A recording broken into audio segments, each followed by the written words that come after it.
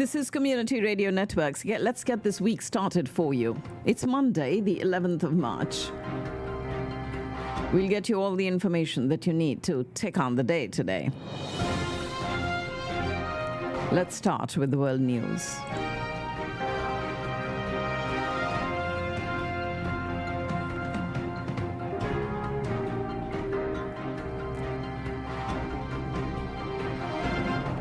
This is Community Radio Networks and the world news read by Shabnam Matgil. Oppenheimer was the bigger winner at the 2024 Academy Awards, the Oscars, last night, taking home the ceremony's top prize of Best Picture. The film also nabbed 6 other awards, including Best Actor for Cillian Murphy, Best Supporting Actor for Robert Downey Jr., and Best Director Christopher Nolan. Oppenheimer had been up for 13 Oscars in all, and the other big winner of the night was Poor Things, which took home 4 Oscars, including Best Actress Emma Stone. Davine Joy Randolph won Best Supporting Actress for The Holdovers. Meanwhile, The Killers of the Flower Moon was shut out after entering the night with 10 nominations. Seen also the biggest moments of the night and the 96th Academy Awards presented last night in Los Angeles, where many of Hollywood's biggest stars gathered to celebrate the year's best in films. And Christopher Nolan's sweeping epic about J. Robert Oppenheimer, the American physicist credited with being the father of the atomic bomb, came into the night with the most Oscar nominations and altogether won 7. Robert Downey Jr. winning the first Academy Award in his 40-plus year career, nabbing the Best Supporting Actor Oscar for this role as Louis Strauss in Oppenheimer. Ryan Gosling's Oscar-nominated Barbie song didn't win. The trophy went to the other Oscar-nominated Barbie song, What Was I Made For, by Billie Eilish and her brother. But his live performance brought the house down, wearing a pink suit and gloves in what appeared to be a homage to the 1953 Marilyn Monroe classic Gentlemen Prefer Blondes, and an army of other Kens joining him, as did Barbie director Greta Gerwig, co-stars America Ferrera and Margot Robbie, and even Slash. Poor Things star Emma Stone, who suffered a wardrobe malfunction sometime before taking the stage to accept the Oscar for Best Actress, blamed Gosling. "My dress is broken," she said. "I think it happened during I'm Just Ken." She gave a very passionate, tearful speech in which she thanked all of her fellow Best Actress nominees, Lily Gladstone, Carey Mulligan, Sandra Hüller, and Annette Bening. The former Best Actress recipients who introduced them, Jamie Lee Curtis, Mary Steenburgen, Lupita Nyong'o, Rita Moreno, and Regina King. Her husband, her parents, and daughter Louis, who turns 3 this week. "She's turned our lives technicolor," said Emma Stone. The ongoing wars in Ukraine and Gaza were on the minds of many yesterday, both inside and outside the Dolby Theatre. And the director of 20 Days in Mariupol delivered a powerful speech while accepting the Oscar for Best Documentary Feature. "I wish I would have never made this film," he said. "I wish to be able to exchange this Russia never attacking Ukraine, never occupying our cities." And stars including Mark Ruffalo, Billie Eilish, and others wore red pins calling for a ceasefire in Gaza amid the Israel-Hamas war. Hundreds demonstrated in support of Palestinians' call for a ceasefire in Gaza near the Dolby Theatre, where the 96th Academy Awards Oscars ceremony was held last night. Meanwhile, the Ramazan moon was sighted last night in Saudi Arabia. Earlier, Saudi Arabia had called on Muslims to sight the crescent of Ramazan, the Supreme Court calling on whoever sights the crescent either by the naked eye or through binoculars to report to the nearest court and register their observation. The holy month beginning in the UAE today, as the country's moon sighting committee said the crescent moon for the holy month was spotted. Ramazan in the Middle Eastern nations has been announced. Deadly fighting, meanwhile, rages on in Gaza with no truce in sight for the holy month of Ramadan in a dire humanitarian crisis gripping the besieged Palestinian territory. Both sides have blamed each other for failing to reach a ceasefire deal so far. And thousands of police deployed around the old city in Jerusalem, where tens of thousands of Muslims are expected every day at the Al-Aqsa Mosque compound. Tel Aviv has revoked visas of UN humanitarian coordinator for Palestinian territories. And Israel checking today if Hamas's second highest military leader has died in an airstrike as talks stumble to secure that ceasefire. If his death is confirmed, Marwan Issa would be the highest ranking official from the Islamist militant movement taken out by Israel in the more than 5-month war that has pulverized the Palestinian enclave and killed thousands. Israel did strike one of the largest residential towers in Rafah in the southern Gaza Strip, and that 12-floor building located 500 meters from the border with Egypt was damaged in that strike. The Israeli army has reported new clashes in the Hamad neighborhood in the southern city of Khan Yunis, and the health ministry in Gaza saying that at least over 31,112 people have been killed in the territory during more than 5 months of conflict. Jordanian, U.S., French, Belgian, and Egyptian planes parachuted aid over northern Gaza yesterday, but the UN's aid coordinator for the area has said more supply by land is best way to get assistance to the territory's 2.4 million people. The first U.S. military vessel carrying construction supplies to build a temporary dock along the Gazan coast set off from Virginia, heading towards the Middle East, marks the first step of a plan to directly deliver humanitarian aid to civilians in Gaza, announced by President Biden during his State of the Union. The U.S. Army has dispatched this ship to send humanitarian aid to Gaza. Iran's foreign ministry calling the U.S. actions ridiculous. Canadian Prime Minister Justin Trudeau has reiterated his call for an immediate humanitarian ceasefire in Gaza and for aid to reach civilians in need. Several hundred people demonstrated against anti-Semitism in Berlin yesterday and showed solidarity with Israel some 5 months into the war in Gaza. And thousands of protesters marched in central London to call for a ceasefire in Gaza amid ongoing bombardments by Israel. It is the Dutch King William Alexander who officially opened the country's first Holocaust museum as demonstrators angry at Israel's military campaign in Gaza protested against the Israeli president, who also addressed that ceremony. Lebanon's Hezbollah said it has fired dozens of rockets into northern Israel after Israeli strikes the day before have left 5 dead in southern Lebanon. U.S. military said at least 28 uncrewed aerial vehicles were downed over the Red Sea this weekend, and an explosion that took place near a ship in the Red Sea this morning is suspected to have been an attack by Yemen's Houthi rebels.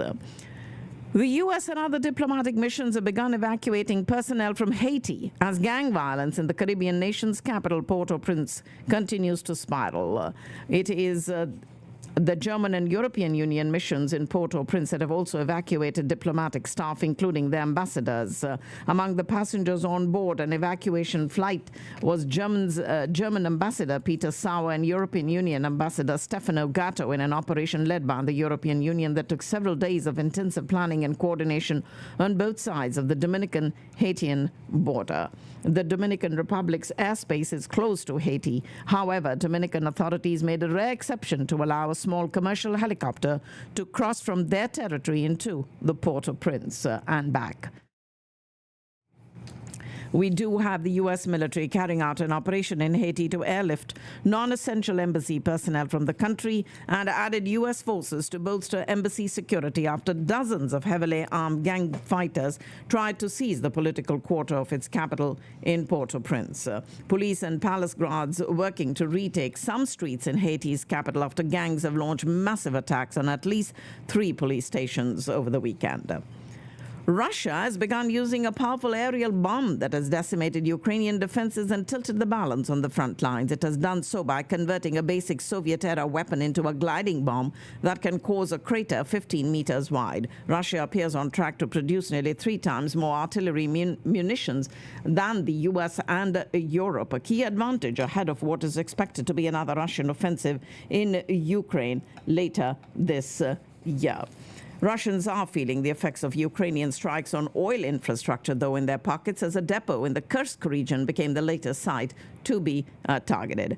The Kremlin has said that a call by Pope Francis for talks to end the Ukraine war was quite understandable, and that Russia was ready to sit down, but that Kyiv had ruled out talks due to its mistaken view that the West could defeat Russia. Pope Francis said in an interview that Ukraine, facing a possible defeat, should have the courage to negotiate an end to the war with Russia and not be ashamed to sit at the same table to carry out peace talks. Ukrainian President Zelensky has sharply rejected that appeal by Pope Francis for peace negotiations with Russia.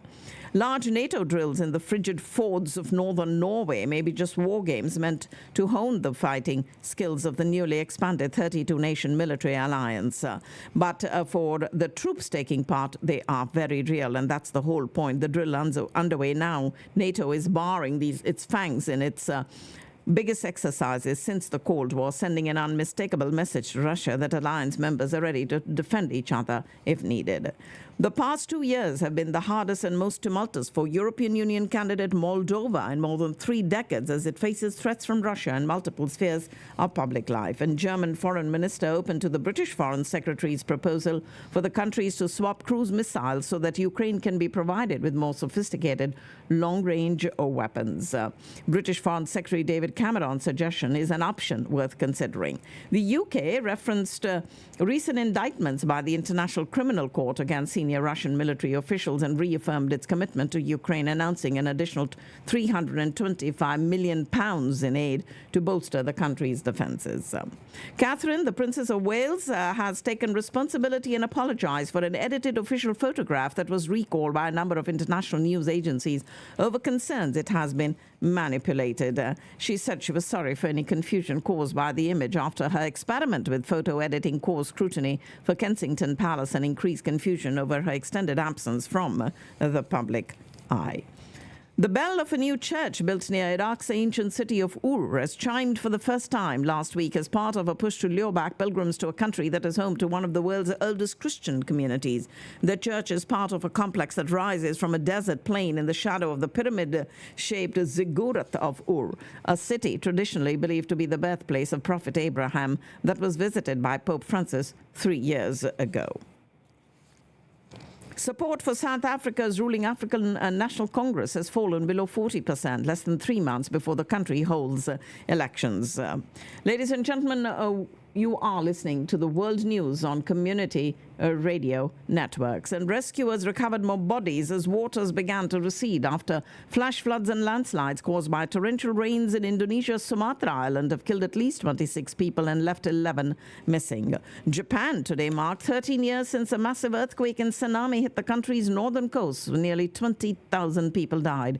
Whole towns were wiped out and the Fukushima Daiichi nuclear power plant was destroyed, creating deep fears of radiation that linger even today.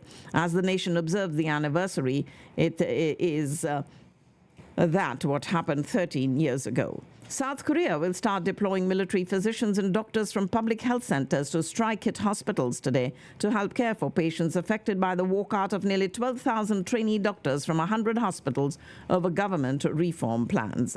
And China is likely to increase its campaign of pressure on Taiwan both before and after the island's handover of power to a new government in May. Taiwan expects China to continue its push and pull tactics in the coming months.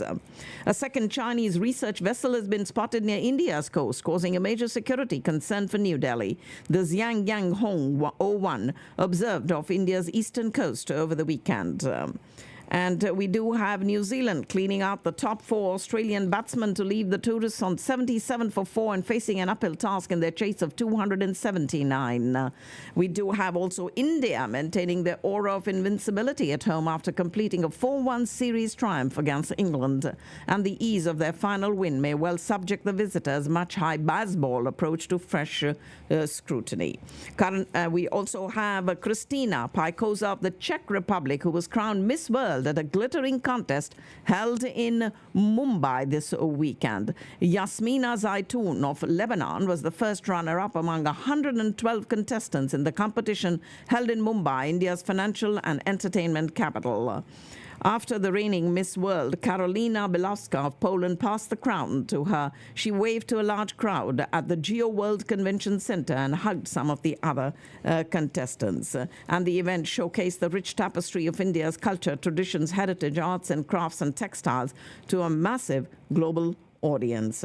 The beauty competition returned to India for the first time in 28 years, and India's Sini Shetty exited after making it to the final 8. 6 Indian women have so far won the title, including Rita Faria way back in 1966, and then Aishwarya Rai, Dinah Hayden, Yukta Mukhi, Priyanka Chopra, and Manushi Chillar. The 71st Miss World Beauty pageant hosted by Bollywood filmmaker Karan Johar and Miss World 2013 Megan Young from the Philippines. Prime Minister Modi has just a little while ago hailed Mission Divyastra, India's first flight test of indigenously developed Agni-5 missile with multiple independently targetable re-entry vehicle technology. And this has just happened in India. Meanwhile, the centre has announced the notification of the rules to implement the Citizenship Amendment Act. The CAA was passed in December of 2019 and subsequently got the president's assent, but there were protests in several parts of the country against it. The law could not come into effect as rules had not been notified till now. We do have the Union Home Ministry announcing the Citizenship Amendment, and the law enables granting of citizenship to citizens of Pakistan, Bangladesh and Afghanistan belonging to Hindu, Sikh, Jain, Christian, Buddhist and Parsi communities who had migrated to India before the 31st of December in 2014. Senior Congress leader Chidambaram claimed that if the constitution is amended according to the BJP RSS agenda, it'll be the end of parliamentary democracy, federalism, rights of the minorities, and English being one of the two official languages. After the BJP's MP Anand Kumar Hegde's controversial statement regarding rewriting the Indian constitution caused a political flutter, a senior Congress leader Chidambaram said that the BJP's intention to amend the constitution was never a secret. Controversy over the BJP's amendment of the constitution and MP Anand Kumar Hegde's remarks about rewriting the majority of the constitution has grown murkier, with Congress President Mallikarjun Kharge demanding that the Saffron Party not give him a ticket for the upcoming Lok Sabha polls. Bengaluru is currently facing a severe water shortage, with the Deputy Chief Minister of Karnataka stating that the state has not experienced in such a drought in the past 3 to 4 decades. Saudi Arabia's King Salman bin Abdulaziz has congratulated Asif Ali Zardari on becoming the 14th president of Pakistan. In an official message to the president, he wished him success and further progress and prosperity to the people of Pakistan. Newly sworn in President Asif Ali Zardari was presented with a guard of honor at the president's house in Islamabad. And among those who attended the ceremony were his son, PPP chairman Bilawal Bhutto Zardari, daughters Asifa and Bakhtawar, and sister Faryal Talpur. The 19-member cabinet of Pakistan's newly elected Prime Minister Shehbaz Sharif has also been sworn in this morning. During a brief ceremony, President Zardari administered the minister's oath at the president's office, a sprawling white marble building in the capital of Islamabad. And we do have him administering that oath to the 19-member federal cabinet of the newly elected Prime Minister Shehbaz Sharif this morning. According to a summary sent by the Premier to President Zardari, a copy of which was available, the cabinet includes 12 MNAs and 3 senators as federal ministers, as well as a Minister of State. Chief of Air Staff Air Chief Marshal Zahir Ahmed Babar Sidhu has called on Prime Minister Shehbaz Sharif at the Prime Minister's house in Islamabad. And in his first press conference after leaving the presidency, Dr. Arif Alvi said he was still trying to bridge the gap between the establishment and the PTI. Punjab police continued to use force in dealing with PTI protests across the province yesterday, as many party workers were beaten up and a number of key leaders arrested during demonstrations against alleged electoral rigging. The Election Commission of Pakistan has announced the 2nd of April as the date for elections on 48 Senate seats. And it was pure ultra excitement as every fan remained on the edge of their seats till the very last ball of the match. A boisterous full house at the Pindi Cricket Stadium yesterday witnessed the peak of thrill when Imad Wasim smashed the boundary on the final ball to give Islamabad United a richly earned 3-wicket victory over the Multan Sultans in a high-scoring encounter of the HBL Pakistan Super League. Ladies and gentlemen, that's all I have in the world news for you. I do have your financial news coming up. Just stay with us right here on the airwaves of Community Radio Networks.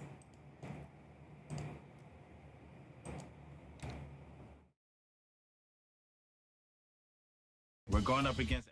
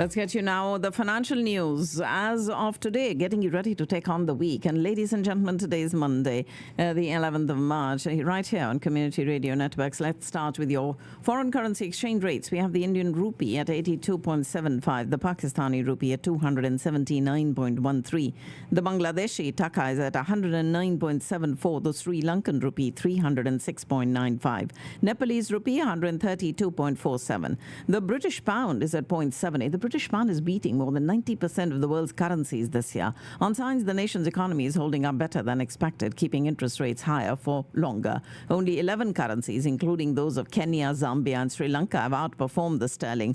And the reason is simple, that Britain's economy is looking more resilient than feared. The euro is at 0.92, the Canadian dollar 1.35, the Australian dollar 1.52, Mexican peso 16.82, the Chinese yuan at 7.18, Japanese yen at 147.09, Russian ruble 90.83, Thai baht 35.43, and the Turkish lira at 32.01. U.S. stock futures edging lower today on the heels of a losing week, with Bitcoin soaring again as investors counted down to crucial inflation data that'll test bets on interest rate cuts. Dow Jones Industrial Average futures have slipped roughly 0.2%, while S&P 500 futures shed 0.2%. Contracts on the Nasdaq 100 also down about 2%, a sharp slide for techs on Friday. U.S. equity futures started off this data-heavy week on the back foot before a key report on U.S. inflation that will test the resolve of a bull market riding on bets the Federal Reserve is moving closer to a pivot to easier policy. A month after the stock market was rocked by a worse-than-expected inflation report, investors are fearing a reprise when the latest data arrives tomorrow. This week, the U.S. bond market faces its own Super Tuesday of sorts tomorrow. The release of fresh inflation data investors will use to predict when the Federal Reserve will start cutting interest rates. 8 months after raising interest rates to a two-decade high, Federal Reserve Chair Jeremy Powell and his colleagues are moving closer to dialing back their inflation fight. Bitcoin topped 72,000 for the first time, advancing for the sixth straight day and taking gains this year to almost 70% on the back of massive inflows into U.S. exchange-traded funds. The original cryptocurrency rose as much as 4% to 72,234 this morning. Smaller tokens like Ether, Solana, and Avalanche also advanced. Gold little changed after 8 consecutive days of gains as traders eye tomorrow's consumer price index release for hints on when the U.S. Federal Reserve may start to cut interest rates. Bullion for immediate delivery traded in a narrow range this morning after rallying almost 5% last week, setting a nominal high on 4 successive days. President Biden today will unveil his budget proposal for the coming fiscal year, calling for tax increases for large corporations and for billionaires to pay a minimum 25% tax rate. President Biden ratcheting up his attacks on Republicans and former President Trump on a familiar issue called healthcare. On a visit to New Hampshire, a state with one of the country's oldest population, he plans to outline this morning a healthcare agenda that he'll say contrasts sharply with Republicans who have pledged to repeal the Affordable Care Act and eliminate caps on out-of-pocket drug costs. President Joe Biden's re-election campaign said it raised $10 million in the 24 hours following a fiery State of the Union address last week, where he accused Donald Trump of threatening democracy and torpedoing a bill to tackle U.S. immigration woes. The 2024 State of the Union address drew a larger TV audience than the last year. President Biden's speech to Congress averaged 32.23 million viewers across 14 broadcast and cable outlets, almost 5 million more viewers than the 23 State of the Union viewership. The truth is out there, and according to the U.S. government, it's likely that the truth is that UFOs aren't aliens. Even before a cowboy found debris near Roswell that spawned decades of research into potential alien contact with fears, the U.S. government researching UFOs, now referred to as UAPs, unidentified aerial phenomena. And the Department of Defense released this report that covers the research going back to 1945, a 63-page all-domain anomaly resolution office's historical record report finding no evidence that any UAP cited is linked to extraterrestrial activity. Compared to 2016 and 17, deaths in the U.S. from excessive alcohol use increased by 29% in 2021. This according to data that has been released by the Centers for Disease Control and prevention. About 178,000 people die from excessive alcohol use in the U.S. each year. Overall, excessive drinking shortened the lives of those who died by an average of 23 years. Adults over the age of 35 and men were more likely to die from excessive alcohol use. And a new poll shows more than half of American adults believe the country would be better off if more women were in charge. According to this Gallup poll that was released on International Women's Day last week, 57% believe the country would be governed better if more women were in political office, and that's compared to 22% who think it would be governed worse, and 21% who think it would make no difference. Last year saw over 150 IPOs hit the stock exchange. Many of those IPOs have had a rocky tenure so far, but others may be worthy of inclusion in investors' portfolios. And we have a comment from Target CEO Brian Cornell on his earnings days. Well, that all, along with his shout out to $500 million in cost cuts last year. And also, OpenAI CEO Sam Altman formally rejoined the company's board of directors 4 months after he was temporarily booted from the company during a chaotic 5-day period that stunned Silicon Valley. A third-party probe concluded found no wrongdoing on his part that would have justified his removal. Apple's MacBook Air is one of the best laptops on the market, from its stylish design to its powerful performance and long-lasting battery. It's hard to top what Apple has to offer. The Justice Department is investigating the January 5th Alaska Airlines door blowout and whether anything that led up to it or contributed to it could affect the deferred prosecution agreement aircraft manufacturing giant Boeing has entered into with the Justice Department. Universal and DreamWorks animated adventure Kung Fu Panda 4 topped the domestic box office, earning a solid $58.3 million from 4,035 theaters in its opening weekend. It marks the biggest debut of the franchise since the original 2008's Kung Fu Panda, $60 million, overtaking the start of the two prior entries, 2016's Kung Fu Panda 3 at $41 million and 2011's Kung Fu Panda 2 at $47.6 million. Google Doodle's animated doodle today celebrating the Flat White, a popular espresso-based beverage which is believed to have first originated in Australia and New Zealand. In terms of visibility, this doodle will be visible across various countries of the world this morning. Today, marking the day Flat White was added to the Oxford English Dictionary in the year 2011. Flat White, which is a beloved coffee drink of steamed milk poured over a shot of espresso, speculated to have been first served in Australia and New Zealand, believed that the drink first appeared on the menus of Sydney and Auckland during the 1980s. A Trader Joe's canvas mini tote bag that costs about the same as a pack of gum is being resold online for nearly 200 times its retail price. The Trader Joe's bags, available in blue, green, and red and yellow, have taken social media by storm, garnering more than 11 million views on TikTok. We have Rupert Murdoch, who's now 92 years old, announcing his upcoming wedding with his girlfriend, Elena Zhukova. The wedding is set to take place in June, and this will be his 5th marriage. Last year, it announced his engagement to Anne Leslie Smith, a dental hygienist turned conservative radio host. However, the wedding was called off less than a month later. But Elena Zhukova, a retired molecular biologist who immigrated to the U.S. from Russia, is 67 years old. Texas is suing the federal government over new EPA rules designed to limit the production of methane by the oil and gas industry. And it is estimated that tens of thousands of cows have died in the Panhandle wildfires. And some people don't think this will have a big impact on meat prices at the grocery store, but others do. Collin College is getting nearly $500,000 for a job training program. The $491,000 grant is the Texas Workforce Commission Skills Development Fund. And the ever higher prices reached by gold are turning Dubai's traditional bazaar into more of a window shopping experience. Purchases are plummeting at the gold souk as the bullion goes on a record run that's now approaching $2,200 an ounce. In the skies above Istanbul's Tophane neighborhood, seagulls are sent scattered by a drone that's filming a policeman arresting a young woman on the streets below. But it's for a television series called Dijanlar, one of about 60 filmed annually in Turkey that have made Istanbul and other Turkish cities familiar to viewers in nearly 170 countries around the world. And over the past 15 years, Turkey has established itself as the foremost exporter of series after the United States and Britain.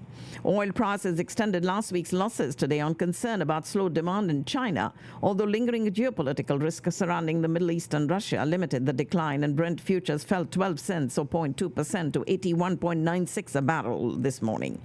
Saudi Aramco is in talks with companies for liquefied natural gas projects in the U.S. as it looks to fuel for global growth at a time when rivals in the region are also expanding in that sector. Qantas Airways, that is Australia's flag carrier, said this morning it is adjusting its schedule for a couple of days this week to mitigate any operational disruptions arising from a new planned strike by the pilots at its unit. India has signed a free trade agreement, an FTA, with a group of 4 European countries that are not members of the European Union. The deal with the EFTA will see investments in India of $100 billion. The EFTA is made up of Norway, Switzerland, Iceland, and Liechtenstein. And the announcement comes as the UK and India have been holding negotiations over an FTA for the last 2 years. India will lift most imports tariffs on industrial products from these 4 European countries in return for this investment of $100 billion over 15 years, according to its trade minister. The deal follows trade pacts over the last 2 years with Australia and the UAE, while officials say another with Britain is in its final stage, as Prime Minister Modi aims for an annual exports of $1 trillion by the year 2030. India's Supreme Court ordered the government-controlled State Bank of India to disclose data related to political funding made through the controversial and now banned electoral bonds by tomorrow, chiding the country's biggest lender for stalling and missing the court-set deadline of the 6th of March for disclosing the details of these bonds. The Chief Justice of India has put the SBI on notice. BSE, Sensex and Nifty 50, the benchmark equity indices, closed lower today due to cautiousness among investors ahead of key domestic and U.S. inflation data. Adani Green Energy today said it has operationalized a cumulative capacity of 1,000 megawatt solar energy at Khavda in Gujarat. And Tata Chemicals shares surged by 36% over 4 trading sessions, but then dropped to the lower circuit limit of 10% this morning. Development Bank SIDBI said it has secured approval from the Green Climate Fund for its first anchored project, Avana Sustainability Fund, valued at $120 million. The UK-based cosmetics company called The Body Shop has shut down all of its US-based operations and will soon be closing dozens of Canadian store locations. The Body Shop announced its US subsidiary was no longer operational, and 33 of its 105 stores in Canada will begin liquidation sales immediately. Filmmaker Sandeep Singh is embarking on his directorial journey with the Pride of Bharat Chhatrapati Shivaji Maharaj, featuring the promising debutante Zanai Bhosle, the granddaughter of the legendary Asha Bhosle, rooted in the historical legacy of Chhatrapati Shivaji Maharaj's royal family. She brings authenticity to her portrayal of Rani Sai Bhosle. And the country's debt burden will feature prominently in talks as Pakistan is engaging with the International Monetary Fund later this month to seek assistance in boosting its ailing economy. The first such engagement expected this month will focus on the release of the final tranche of the expiring $3 billion loan package, and Pakistan will initiate another round of talks for a new 3-year arrangement worth $6 billion. The stars appear to be finally aligning for the long-awaited Iran-Pakistan gas pipeline, driven by necessity and bolstered by the current global environment. Pakistan has set its sights on commencing and swiftly completing a small 80-kilometer stretch of that pipeline. And despite the nation's many hopes and expectations, the country's political leadership has yet not been able to agree on a charter of economy or a common minimum agenda for the newly elected government to pursue for the next 5 years. The Federal Investigation Agency in Islamabad has started an investigation into the allegations of illicit imports and operational irregularities within the liquefied petroleum gas sector, following directives from the Special Investment Facilitation Council. Ladies and gentlemen, that's all I have in the financial news for you. We will have a final segment of our program coming up next. Stay with us as we round off this financial segment for you.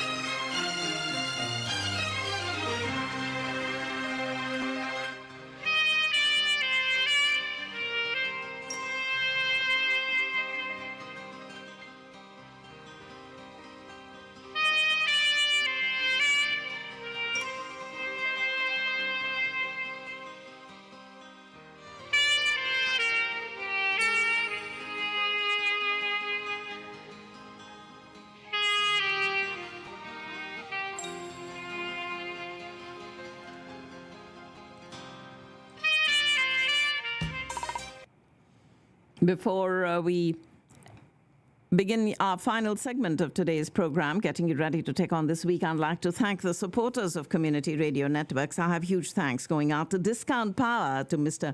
Malik Jamal for his support for Community Radio Networks, also to Mr. Pradeep Kumar with the Houston EB5, the Ahluwalia Law Offices, Attorney Pallavi Ahluwalia, to help you with any legal case you may have, also the Wyndham Hotel in Irving, the Digital X-Force based in South Lake, headed by Lalit Ahluwalia, KinzaLaw.com with attorney Kimberly Kinza helping you with your immigration cases, the My Kalachi restaurant, as well as the Ruchi Palace, Shri Vimal's Venue, and the Eggholic restaurant on MacArthur Boulevard in Irving. Also, huge thanks going out to Mystic Mandala and Flashbrush Productions.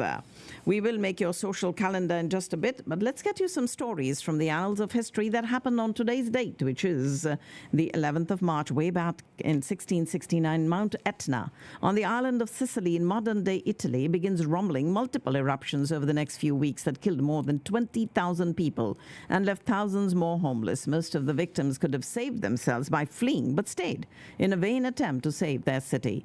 Mount Etna dominates the island of Sicily, rising 11,000 feet above sea level in the northeast section of Sicily, and it can be seen from just about every part of the island. The geological history of Mount Etna demonstrates that it has been periodically spewing ash and lava for thousands of years. The first recorded eruption of the volcano was in BC. It is the most active volcano in Europe. In 1169, an earthquake just prior to an eruption killed 15,000 people on Sicily. And despite the dangers of living near an active volcano, the eruptions made the surrounding soil very fertile. So many small villages developed on the slopes of the mountain. And when Etna began to rumble and belch gas on the 8th of March in 1669, the residents ignored the warning signs of a larger eruption. 3 days later, the volcano began spewing out these noxious fumes in large quantities. Approximately 3,000 people living on the slopes of the mountain died from asphyxiation. And even worse, Etna was soon emitting tremendous amounts of ash and molten lava. The ash was sent out with such force that significant amounts came down in the southern part of mainland Italy, in some cases nearly 100 miles away, and lava began pouring down the south side of the mountain, heading towards the city of Catania, 18 miles to the south along the city. And at the time, the city of Catania had about 20,000 residents, and most failed to flee the city immediately. So that, ladies and gentlemen, was Mount Etna that began rumbling on today's date, way back in 1669.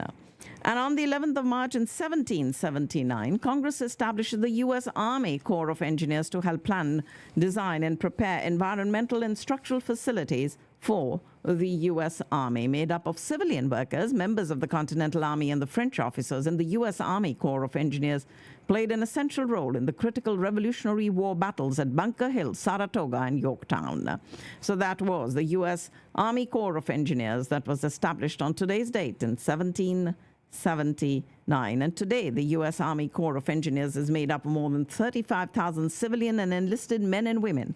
In recent years, the Corps has worked on rebuilding projects in Afghanistan and Iraq, as well as the reconstruction of the city of New Orleans in the wake of Hurricane Katrina. On the 11th of March in 1888, one of the worst blizzards in American history strikes the Northeast, killing more than 400 people and dumping as much as 55 inches of snow in some areas. New York City ground to a near halt, and that happened in the face of this massive snow as it drifted and these powerful winds from the storm.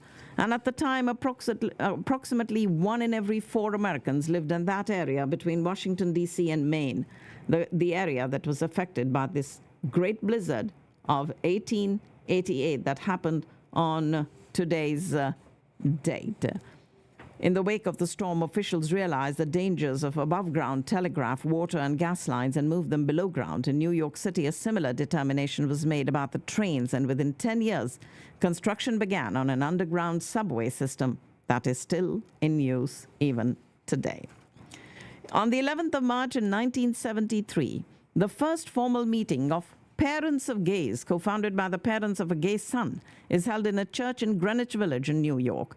In 1982, it became a national organization called Parents, Families, and Friends of Lesbians and Gays, or PFLAG, the largest family and ally organization in the U.S. for the LGBTQ community.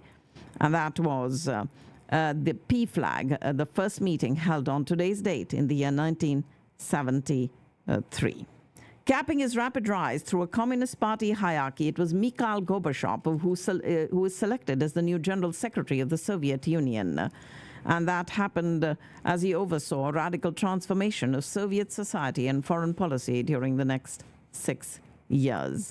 He led the Soviet Union through a dizzying pace of domestic reforms and foreign policy changes, relaxed political oppression, and led the push for reform of the nation's crumbling economic system. On the foreign policy scene, he worked hard to secure better relations with the U.S., and in 1987, he and President Reagan signed the Intermediate Range Nuclear Forces Treaty, which reduced the number of medium-range missiles each nation kept in Europe.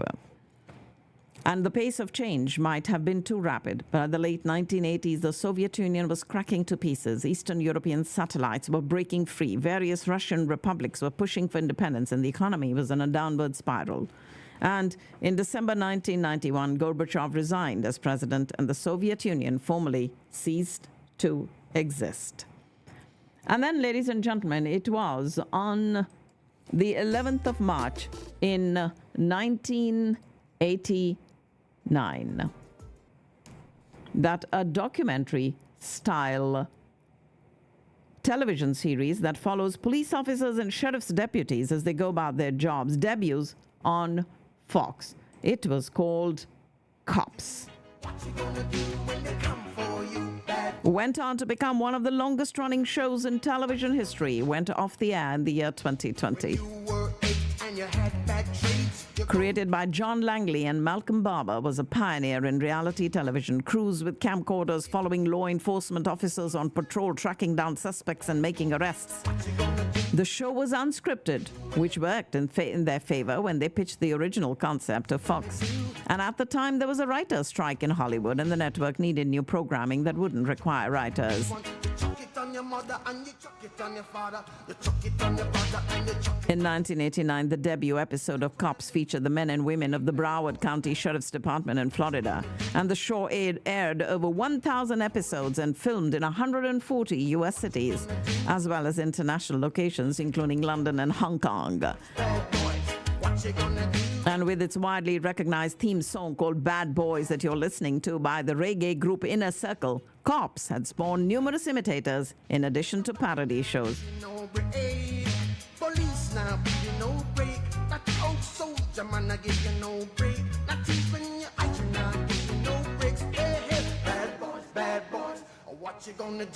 The theme song of Cops. And then, ladies and gentlemen, on the 11th of March in 1997, it was Paul McCartney, a former member of the most successful rock band in history, the Beatles, who was knighted, and that by Queen Elizabeth II for his services to music. It happened to the 54-year-old from Liverpool who became Sir Paul in a centuries-old ceremony of pomp and solemnity at the Buckingham Palace in central London. Fans waited outside in a scene reminiscent of Beatlemania of the 1960s, and crowds screamed as he swept through the gates in his limousine, and he answered with a thumbs up. His wife Linda, who was fighting breast cancer, did not accompany him, but 3 of their 4 children were at the palace.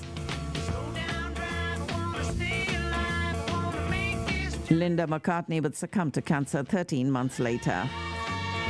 And as for the then surviving Beatles, Ringo Starr and George Harrison, Sir Paul said that since they learned that he would be knighted, they called me Your Holiness. He dedicated his knighthood to fellow Beatles George Harrison, Ringo Starr and John Lennon, and the people of the northwestern port of Liverpool.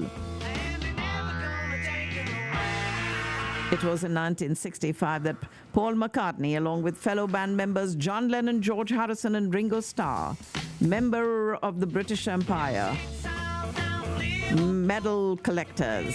Much to the shock of the British establishment, Lennon, who returned his MBE as a war protest, was assassinated in New York in 1980. Harrison would also succumb to cancer, dying in 2001. Paul McCartney admitted he was very nervous before the ceremony, but said it had been a great experience. Proud to be British, wonderful day, and it's a long way from a little terrace street in Liverpool. Aide said he won't be calling himself Sir Paul, the title conferred when the Queen tapped him on each shoulder with a naked sword as he knelt on the investiture stool. Paul McCartney's knighthood was considered long overdue, even by the conservative standards that were used in Britain, which sees most of such honours going to judges, scientists, and politicians. Paul McCartney had formed the group Wings after the Beatles split up in 1970 and made records with musicians like Michael Jackson and Stevie Wonder before trying his hand at composing classical music and recording several solo albums. But he was knighted on today's date, the 11th of March in 1997, by Queen Elizabeth II for his services to music, and that is Paul McCartney.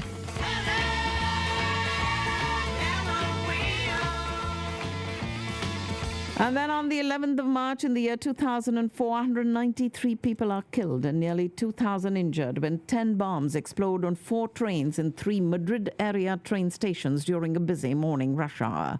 The bombs were later found to have been detonated by mobile phones.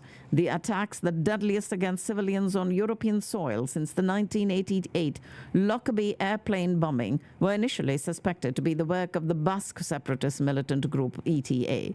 This was soon proved incorrect as evidence mounted against an extreme Islamist militant group loosely tied to but thought to be working in the name of Al-Qaeda. Investigators believe that all of the blasts were caused by improvised explosive devices that were packed in backpacks and brought aboard trains. The terrorists seem to have targeted Madrid's Atocha station, at or near which 7 of the bombs were detonated, and the other bombs aboard trains near the El Pozo del Tío Raimundo and Santa Eugenia stations. 3 did not detonate as planned and were later found intact. Many in Spain and around the world saw these attacks as retaliation for Spain's participation in the war in Iraq, where about 1,400 Spanish soldiers were stationed at that time. The attacks took place 2 days before a major Spanish election in which anti-war socialists swept to power. The new government, led by Prime Minister José Luis Rodrigo Zapatero, removed Spanish troops from Iraq, with the last leaving the country in May of 2004. And so that was in memory of the victims of these bombings that a memorial forest of olive and cypress trees was planted at the El Retiro Park in Madrid near the Atocha railway station. The Toyota Motor Company announced on the 11th of March in 2009 that it has sold more than 1 million gas-electric hybrid vehicles in the U.S. under its 6 Toyota and Lexus brands. The sales were led by the Prius, the world's first mass-market hybrid car, which was launched in Japan in 1997 and introduced in America in 2000. When the Prius debuted, it was considered a gamble because gas was cheap. SUVs ruled the earth, and global warming was only beginning to penetrate mainstream consciousness. However, the Prius's hybrid technology, which uses an electric motor to supplement power from the gasoline, resulting in lower emissions and higher gas mileage, quickly developed a following. Upon its arrival in America, the Prius was an early hit in Hollywood and environmentally conscious celebrities, including Leonardo DiCaprio and Cameron Diaz, were spotted driving their Priuses around Los Angeles. For the 2003 Academy Awards, Toyota provided a fleet of these cars to chauffeur celebrities such as Harrison Ford and Callista Flockhart to the ceremony. And between the year 2000 and 2009, Toyota sold over 700,000 Priuses in America, or more than half of the 1.2 million purchased around the planet. Toyota went on to expand its stable of hybrids to include the Lexus RX 400h, the world's first hybrid-powered luxury vehicle, which launched in 2005, and the Highlander hybrid SUV, which debuted in June that same year. A hybrid version of Toyota's best-selling Camry sedan followed in 2006 and was also the first Toyota hybrid to be made in the United States. It was Toyota announcing its 1 millionth hybrid sold in America, and the Ford Motor Company reported it had built its 100,000th hybrid vehicle in the U.S. on that same week. Toyota's announced it on the 11th of March in the year 2009. And 2 years later, On the 11th of March in 2011, the largest earthquake ever recorded in Japan causes massive devastation, and the ensuing tsunami decimates the Tohoku region of northeastern Honshu. We talked about it in the world news today. On top of the already horrific destruction and loss of life, the natural disaster gave rise to this nuclear disaster, the Fukushima Daiichi nuclear plant. The disaster is considered the second worst nuclear disaster in history, forcing the relocation of over 100,000 people. And during the emergency, each of the 3 operational nuclear reactors at the Fukushima plant shut down successfully, but the backup power and cooling systems failed. And the facilities where these reactors were located exploded on the 12th and the 14th of March, respectively. The full extent of the fallout became apparent over the ensuing months, with the government eventually evacuating all residents within a 30-kilometer radius of the plant.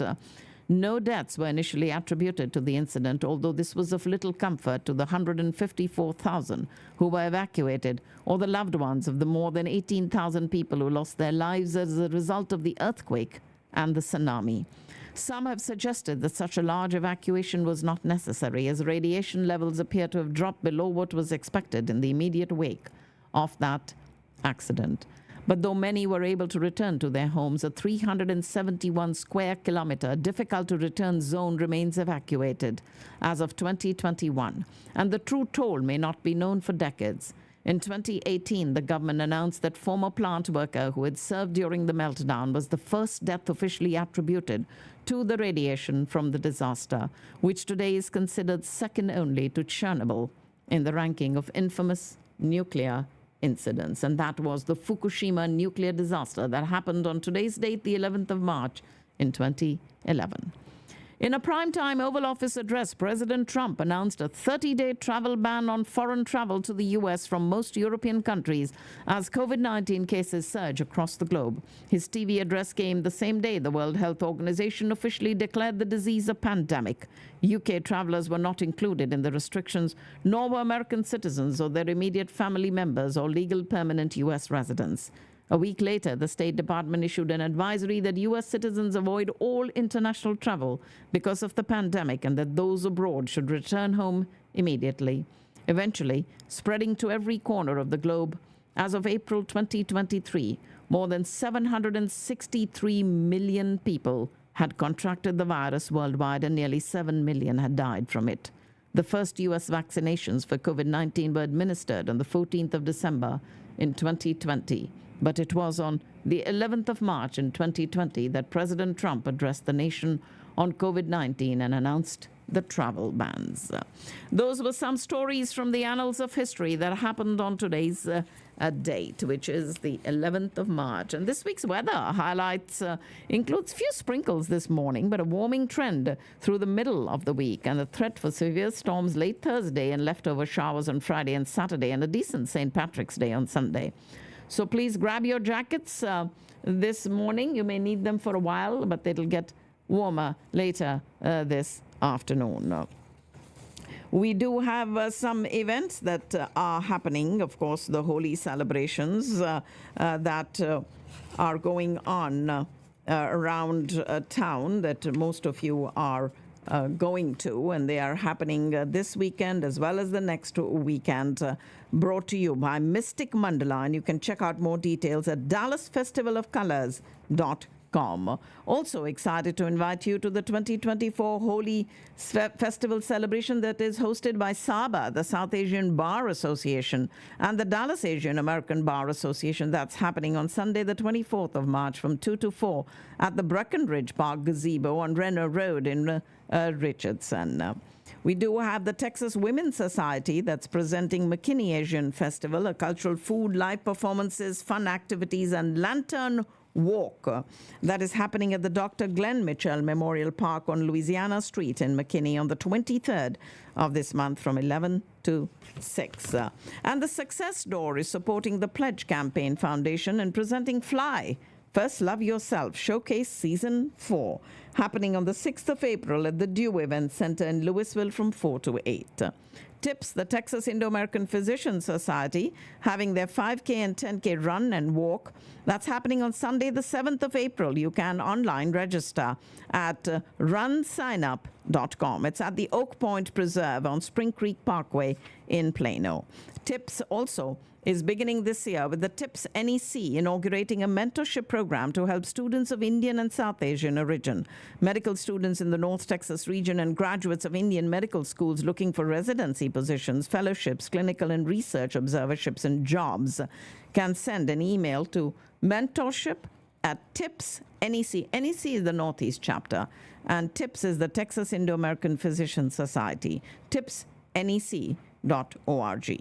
About 31 million people will be able to witness a rare event that won't happen again for another 20 years. On the 8th of April, it will be a total solar eclipse occurring briefly over a dozen states, and you should be able to see it. We'll have this the business plan competition that is happening by the U.S.-India Chamber of Commerce, and that's happening on the 12th of April. And you can check out more details on the Chamber's website, which is USICOC, US India Chamber of Commerce.org. Pratham DFW chapter announcing their annual gala and Changing Lives, Transforming Communities, happening on the 20th of April at the Omni Frisco Hotel. And the special guest will be Vidya Vox, the YouTuber and singer, and Krish Thanam, the speaker and author. Thrilled to invite you all to the 2024 Pratham Dallas Fort Worth Gala, an extraordinary evening dedicated to empowering children and young people in India to transform their lives and communities. It's happening on Saturday, the 20th of April at the Omni Frisco Hotel. And this year's gala theme is Changing Lives, Transforming Communities, and will highlight the remarkable impact of Pratham's work in expanding access to quality learning opportunities.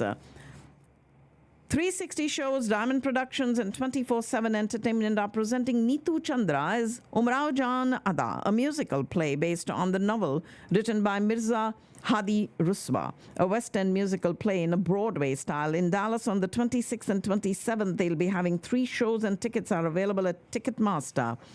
Also, for the first time in American television history, PBS stations across the U.S. will show a new documentary film on Swami Vivekananda called America's First Guru, and that too a first by an Indian origin documentary filmmaker. And we'll have more details on that coming up for you.